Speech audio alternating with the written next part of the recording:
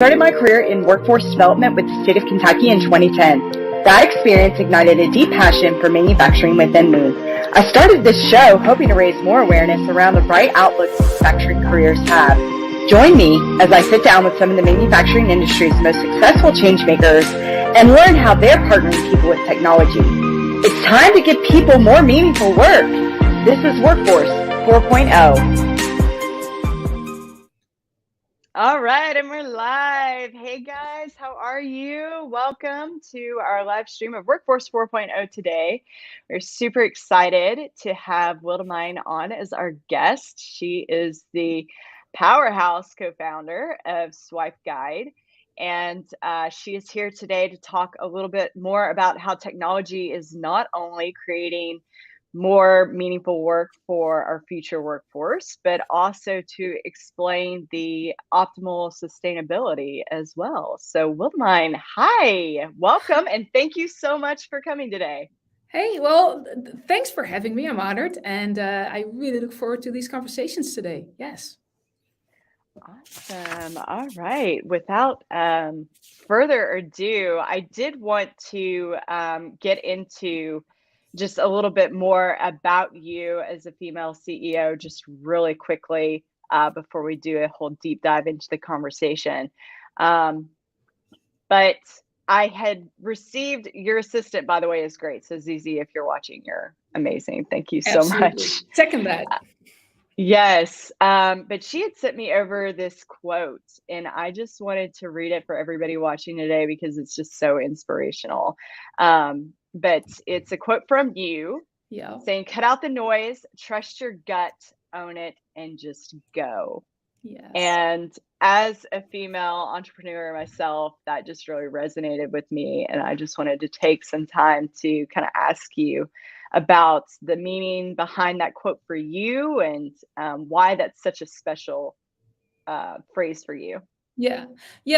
Thanks for asking. And I think the biggest reason why that's started to become my life quote is, if I go back and look back at my entire life, the one thing I wish for my younger self is this. Right? You go through your life with lots of insecurities, with imposter syndromes, with people whispering in your ear, and lots of bias that you have to tackle.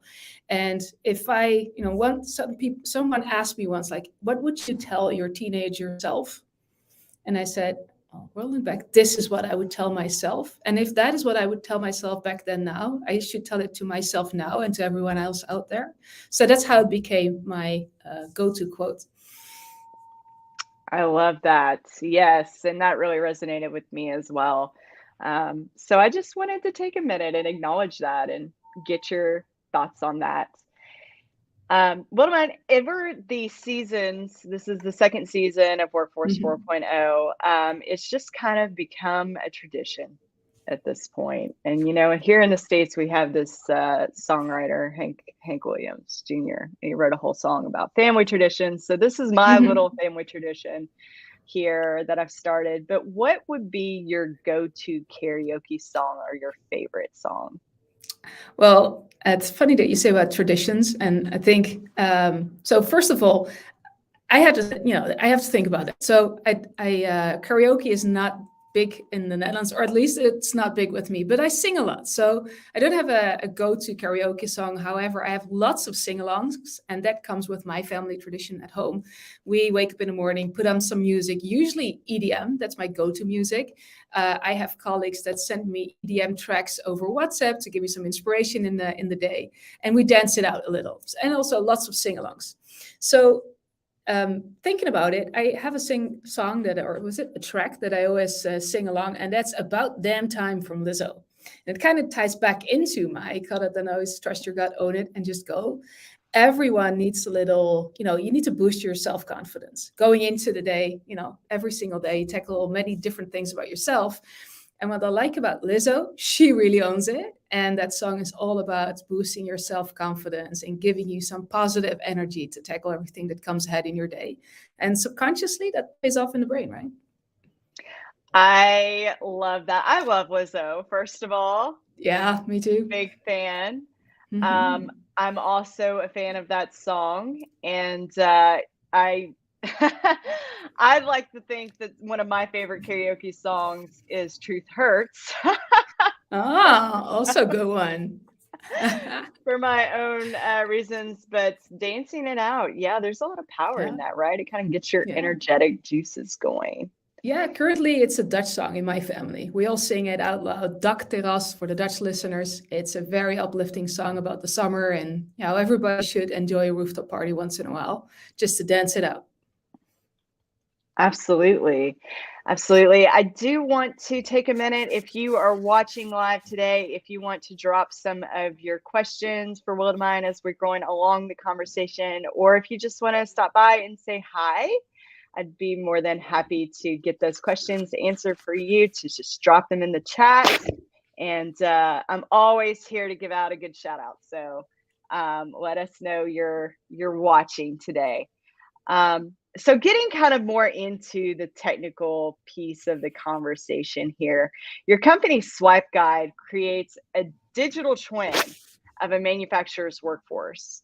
Where do you see the biggest challenges when it comes to preserving tribal knowledge, right, is what we like to term that, in the Mhm. workforce? And what do you feel like are some of the key reasons behind these challenges? And then what are your clients experiencing as well? Yeah. So starting with the latter, so let's flip the question around a little bit. So we all know that tacit and tribal knowledge is that applied how-to in a job, right? That undocumented expertise that resides in the mind of any worker. And if you look at that, there's multitude of pains that our customer are experiencing as a result of that. So especially post-COVID, as many people reevaluated their life priorities and switched jobs, the result is that that specific know-how is no longer available as people leave that, and that, to summarize, it has three major impacts. Three pains become very clear. There's lots of waste. So lagging setup times, lagging changeover times, lagging maintenance times, errors in production, and specifically the training times of new people. And those are some of the pains that our customers are experiencing on a daily basis. They have difficulties hiring for the roles that are leaving, the training times go up. And as a result of not specifically knowing how to do something, there's, production efficiency, if you want to call it, drops. But more interestingly is, okay, what are the challenges behind actually preserving that tacit knowledge? And I think that goes back into three things. Originating, I think, with the DNA of the company. Many of our clients are production companies. They've always focused on the production line, the asset, the product, the outcome. Everything else, the technology, the work culture, was a side effect, so to say. That ties into, I would say, work culture that we see across our clients. In the past, they've been mostly process and task focused. And not to offend anyone, but you could say, in general, people working at the front line were looked at as sort of a necessary evil to get the job done. If I go back to my jobs in the manufacturing line, or looking at my dad that spent his life in the factories and doing maintenance, no one really looked at the expertise of people, or looked at how do we empower these people to do their work better through technology. They've been very tech deprived. When I started working, and I would say in comparison to my dad, not so long ago, right, there, as a desk worker, there's lots of technology available to me to make my working life smoother, more efficient. And the manufacturing or production industry has been very tech deprived. And what you can see is that the changing that culture to start capturing that tacit knowledge is very difficult. Holding on to the knowledge for a long time has been an asset of seniority, expertise, and getting that recognition. So for us to change that in a broader perspective, we need to change culture and we need to change technologies. Interesting. And where do you feel like the change needs to begin? Because you hear this all the time with digital Mhm. transformation. It's like all of the things kind of coming at you, and it's hard to kind of filter out what needs to change and when. And what does that process ideally look like from your point of view? Well, based upon our experience, right, and what we see across all the wonderful customers that we work with is you can implement all the technology that you want, but if you don't change the way of working and your working culture, technology can't do much. Technology is a tool, it's an accelerator, a catalyst, but it's not the solution itself. So we always recommend to start with your way of working and your working culture, because once you have that going for you, then the impact of implementing these new technologies to drive, I would say, production efficiency, that will really pay off. Love that. Excellent. I do want to give Daniel a shout out. He says, Mhm. hi. Hey, Daniel, how are you? Thank Hey, you for Daniel. dropping by. Absolutely. Super nice guy. I have had the chance to connect with him offline and have a call with him. Okay. And You're making me curious, Anne. always great to see him, for sure. So when it comes to the manufacturing skills gap, as Mhm. we're kind of transitioning from thinking of the tech approach to the people approach in the process overall, Mhm. right? Do you believe this to be a global problem? Because you're originally from the Netherlands. I know you just moved to the States, which I am very excited about because now I'm Absolutely. like, we've got to meet in real life, right? Um, but what are you seeing in other parts of the world that could indicate why this is a global resource problem, or why not? Yeah, good question. And yes, let's point a dot on the map somewhere here in the United States where we will physically meet up. Indeed. Yeah. So looking at that question, so I think the outcome is yes, it's a global trend. It's unmistakably a global trend. What we see across the, as you mentioned, 300 plus, locations that we get to capture the frontline knowledge and turn that into standards. It's in 80 plus countries. So we talk a lot and we spend a lot of time with the people on the chats, right? Because we don't just deliver a tool. We love we love the conversations, because in our curiosity that teaches us a lot of things. And what we see is that the different workplaces or the different teams that we talk to, they struggle to find the right people, because post COVID you see a lot of as I said, people have rethought their priorities. They're either switching industries, they're switching roles, a type of job. And even a recent study by McKinsey says 40% of all people in manufacturing are currently planning to leave within the next 3 to 6 months. They researched in 16 industries, seven global regions, and over 20,000 respondents. And it confirms what we see as well, is there's a huge switch in the type of role people take, the type of job people take. And our clients, and I think many manufacturing, are struggling to find people with the right technical skills, but also the right operational skills, so to say. And I think that is essential for the industry to rethink, okay, how are we tackling this? Because it's obvious that we won't be able to hire back the same amount of frontline workers. We shouldn't be. We have to rethink what are meaningful jobs, and how can we use technology, as you will, to facilitate that, because they're amazing jobs. And I think that if you use the technology to uplift the impact of that job or the purpose of that job and connect it into the daily lives of what people value in their life, then you have a gateway to solution. I think it's also important that when we see, there's not just one single solution, right? There's not this is a problem, here's the solution, there you go. Because everyone that is switching out in their job has a different why. So if everyone has a different why, there's not just one single solution. But it's a global I would say challenge, and I think there's a huge variety of technologies, but also tools, right? And yeah, I would say cultural initiatives you can take on as a company to tackle this. Interesting. And from your answer, I just want to Mhm. add another ad hoc question here Go for for it. you. Yeah. But what does more meaningful work look like to you personally? And maybe to Swipe Guide. I don't know if, that's similar, but definitely to you personally, what does more meaningful work look like to you? More Yeah. meaningful jobs. So I think for me as a person, and I strongly believe that that counts for everyone, is that everyone in life wants to solve problems. I think it's a human element. We all love to collaborate to solve problems.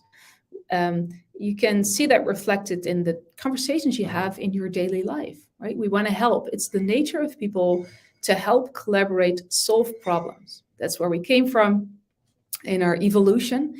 And I think that over the past decades, we've lost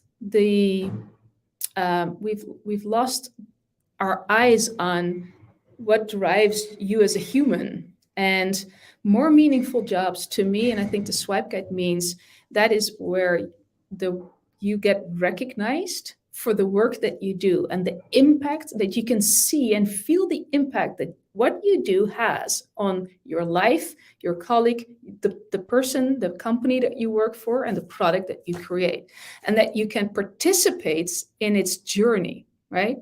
And that counts for me personally. As I spend my 12 hours a day with someone else, I want to work somewhere where my view where I share the same values, right, as in my life. So why else would I spend so much time there? So I want to identify myself with that company, with that person, with the product. I want to feel it aligns with my personal values, and I want to see impact. And I think also that relates back to why we founded SwipeGuide and how we are building out SwipeGuide. We strongly believe that everyone, and that looks at our product, everyone is a knowledge worker.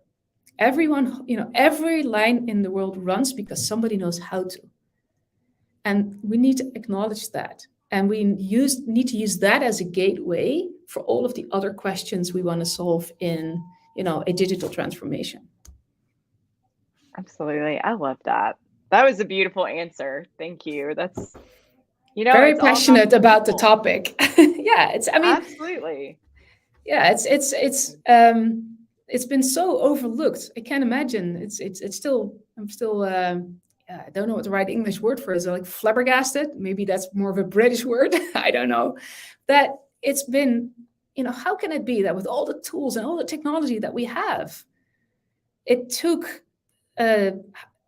decades for technology developers, like people, to realize an untapped potential we have in frontline workers that have a specific know-how, right? Just imagine what you can do if you can harvest all of that know-how in a digital way and use that as a gateway for your automation questions, for your skill questions. Then you don't just have 1 or 5 people in your company working on it. You have hundreds. I think the impact of 100 is much more than the impact of 1. Absolutely. It's going to take a village, right? We Yeah. say that all the time. And I mean, this is a living example of it's going to take a village. Speaking of village, some of my tribe is here as well. Yeah. Carol, I see you. Hi, Carol. She is asking, do you see mobile devices and wearables as big drivers to shop for adoption? It's a great question, Carol. Yeah. And very true. Yes, I see that the different ways that we can empower people to and support people in their performance at the shop floor. All of these tools are relevant. So mobile devices, yes. Smart glasses, yes. I think they are a physical asset that will help in adoption of, I would say, capturing expertise, or it's a way to augment your job. Yeah. Interesting. I Does that hope that answer the helps, Carol. question? Yeah, if not, We hope ask that another helps. question. Yeah, please. Mike Unger is here. too, and he has a question here. What are some ways you're seeing technology applied to reduce training times for more complicated manufacturing roles? This is Yeah. another great question. Thanks, Mike. Absolutely. And hi, Mike. Nice to see you again, or at least on the screen. Your picture comes up here. So yeah, and absolutely. So some of the ways that you see that technology is being used to reduce training times in more complex manufacturing environment is by using technology to, for example, an augmented technology, smart, or was it enriched technology to support people visually and guide them through the different complex procedures, for example, in assembly, projecting technologies, smart glasses, but even, for example, wearables that identify where exactly you are in that specific manufacturing environment and then triggers something. So you have the right information, the right training to support you doing that task as you're at the different locations. So I would say it's a combination between hardware, augmented or enriched reality, and software. I hope that answers your question, Mike. That I was a hope good that one, too. and Yeah. it was an interesting perspective for sure. And speaking of all of the cross sections between technology that's kind of coming down the pike at us, when you think of Industry 4.0, edge computing, digital twins, security, cybersecurity, and awareness are definitely top of mind. But where do you personally feel like the true intersection of Industry 4.0 and people intersect? What does the future of technology hold for the future workforce? And do you, especially as a female co-founder and executive with children, right? Because I know you have a couple of littles as well. Where do you feel like this change is going to positively affect things like work-life balance and or, as we like to say here on Workforce 4.0, giving people more meaningful work? Yeah, well, there's a lot to unpack in that question. It's a big question. So, and I think the first part of it to me is the easiest one, right? You're asking me, where do you feel is the true intersection of Industry 4.0 and people? And I think my earlier line there is for us, that is the knowledge. For me, that is the knowledge. It's the untapped potential of people that have been working with you for years or just a week that you can turn and let it, put it to work for you. For us and for me, that's really the good way. As I said, every line runs because somebody knows how to, and if you can capture that how to at skill and then use all of the technology to figure out, hey, what's repetitive, where can we take away repetitive jobs because we see that through the data, and recommend automation. Yes, great, that's what it can do. If you look through the data of that and you can uplift certain standards and you as a person can see how your expertise that you've captured can help create a better job for someone across the world. And that's what we see at SwipeGuide. We see people harvesting their knowledge, turning that into a standard, and then they see it being used in 5, 6, 7 different locations around the globe. They get feedback in. It is recognition. It boosts morale. It boosts confidence. It has a direct impact on how you feel as a person, the impact of your team, and that creates a huge, I would say, dopamine effect for you as a person. It also makes jobs more accessible for anyone, right? If you look at that whole question, the intersection of Industry 4.0 and people, that means if you can make the knowledge independent of a person, then anyone can do that job. And that's what we aim for, right? In closing the skills gap. You want to find a way to augment people and make the knowledge separate of the person so anyone can have access to that same kind of job. You can take away what is meaningless work, what's repetitive, what is degrading work, but enrich those complex tasks that Mike was asking about, and was it augment people with technology and tools to do those jobs more than ever.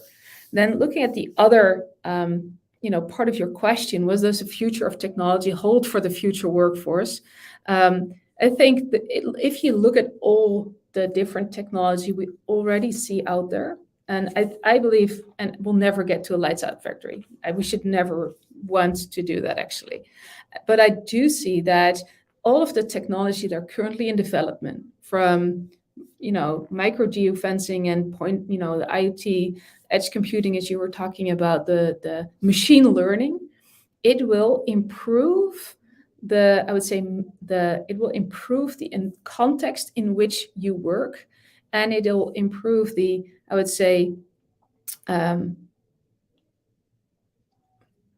lost that word in English. Give me one moment. That I realized that moving countries, one of the things that our challenge is the depth of my English vocabulary. So give me a moment as I find my vocabulary back. But I think one of the different ways to phrase that is that the potential that technology can bring to uplift people, I don't think we can imagine it. It will increase our ability to solve problems 10 times over with the right technology. And then what you said is, how does this change positively affect things like work-life balance? Well, for one thing, of course, it'll make jobs more equitable. I think there's more to it, like creating more equitable worlds, specifically through my lens as a woman, as a mother. There's more to it. But I think the change in general, in manufacturing, with the huge attrition that we see, is forcing companies to rethink what are meaningful jobs and what is meaningless work. If we make that transition, we can increase the cost of labor. We can provide better access to more decent jobs for more different types of people. And as I said, technology can make who actually executes the work independent of the knowledge that person has coming into the role. And I think that opens up a wide variety of possibilities. And as a person, I can only hope that we make that transition as a society, as a whole, so that our daughters growing up will not have to sort of go through these same kinds of conversations that you and I are having, Anne. Absolutely. That was a lot to unpack. But I hope it gave the answers that you're looking for. I believe that it did, and it was great. As an interviewer, you answered each question, independently and cohesively. But no, that was great. That was great feedback, and I agree. I think that hopefully by having these conversations today, it will impact our future for our daughters as well. That's the end goal here, right? That's the mission behind Workforce 4.0, is to create awareness around technology in the workforce. But that is a great segue into Chris's question here in the chat. Chris Grew is here. He says, what does digital transformation mean for the low skill workers who may be diligent, hardworking, trainable, and eager to learn, but have neither the inclination nor maybe not even the capability to understand it? Are they left behind? Yeah, good Interesting question. Perspective. Interesting perspective. Very interesting. So first of all, I don't see the question anymore on screen, but the low skill workers, and are they left behind because they might not have the capability or inclination to develop? I disagree. I think everyone has an intrinsic curiosity, as I said, to solve problems. Everybody wants to better themselves. And everyone has different capabilities and different development potential. But that's where technology kicks in. And provided technology is applied the right way, people don't have to be left behind. There's a potential to upskill people, definitely. And technology for them especially can give them a way to pick up a more broader variety of tasks in the manufacturing environment, because they are being supported step by step. And that's why we at SwipeGuide emphasize the knowledge itself has to become separate, independent body of content available to anyone. And if you redesign tasks, whether it's assembly or whether it's a different kind of technology, if you redesign it in a way that it's definitely step by step supports the task and it gives right contextual information at the right time, then we strongly believe that even lower skilled workers, as you call it, can go along in this journey. You're just augmenting them to improve their, the relationship between the asset, the machine, or whatever the task that they're doing, and the person itself. So I hope that provides the answer. At the same time, what we now call low skill worker, we do see that a lot of the standardized repetitive task, there's a need to automate these tasks. They're meaningless. So that means that people that are now, if, for example, just putting pizzas into boxes, I think that's one of those examples where we say that should be, that's the first thing you should automate. And then people that do that, they have a certain skill set that you can tap into and bring over.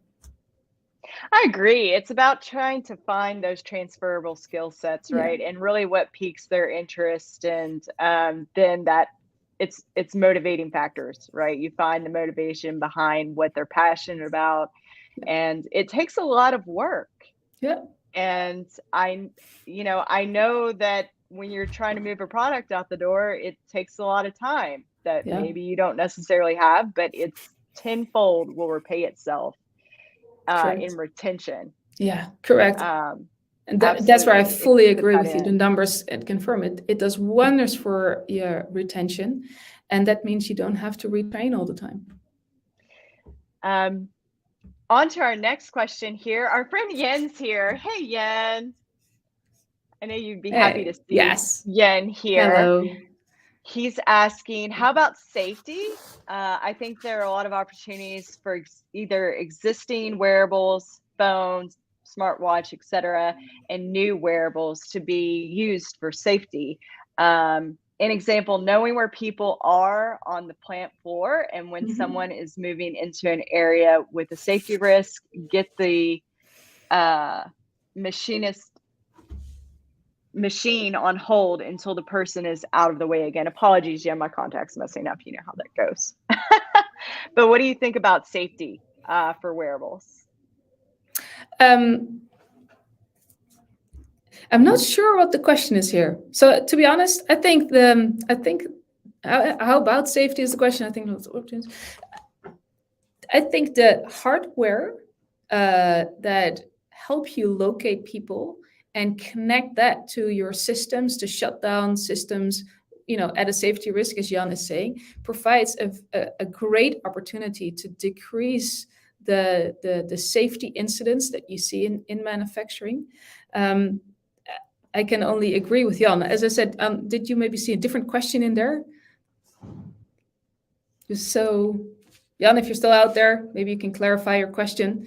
I think there's the impact, I would say, of the technologies that we currently see coming onto the factory floors and the potential it holds for the workforce. I think safety is a huge driver for most manufacturing companies to start considering these kinds of technologies. And yes, I think it's very impactful.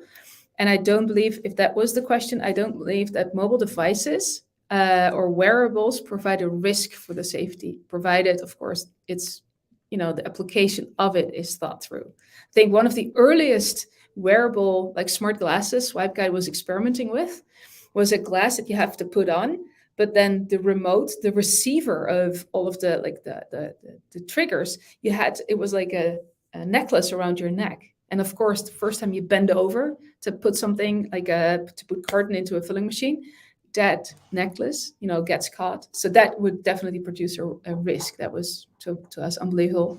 Okay, product invention, but we forgot to take the context into account. Absolutely. Yen did pop back up and said that he thinks that we answered it here. So thank you, Yen. Thank you, Yen, for your question.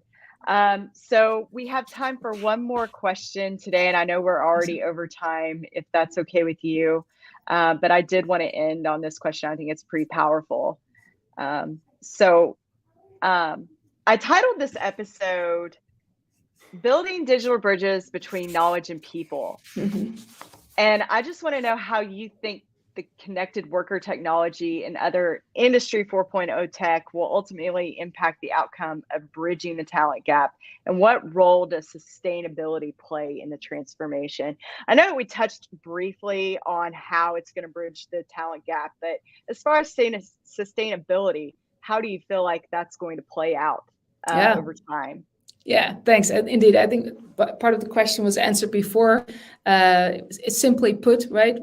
All the technologies will support frontline workers to do tasks that are new, irregular, complex with less errors, right? And not just us. Every IoT system, the hardware that Jan was talking about, diagnostic software, smart glasses. So what all of these technologies do, it makes manufacturing jobs more accessible, but also it reduces errors. And in the end, every type of error is a waste. And if you can reduce the waste, either by searching for the right instruction or because there's an unexpected stop at the stand line and now it's being fixed, you automatically get, the IoT sensors it and it sends you out the right task to do. Whether it's whatever technology it is, every technology is focused on reducing waste in manufacturing. And if you reduce waste, you need less natural resources.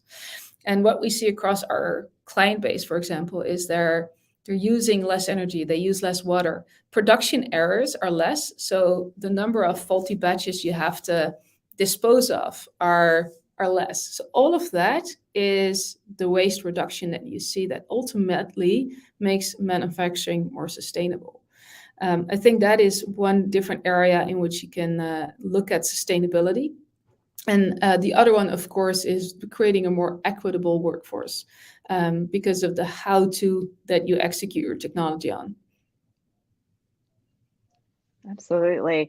Well, Willemijn, it's been an absolute pleasure having you on Mm-hmm. the show today. This has been such an insightful conversation for me. I've certainly learned a lot. We are at time here today, but I do want to say thank you to everyone that came out today and watched the conversation, contributed to the conversation, and had some amazing questions today. Thank you so much. I appreciate you. Willemijn, hopefully we will catch up soon in real life. Hopefully. Yes. And thanks Yes. everyone for listening. I was honored to be here and hope to catch you soon. All right. And to everyone else, have a happy Workforce Wednesday, and we will catch you next week. Thanks. Bye.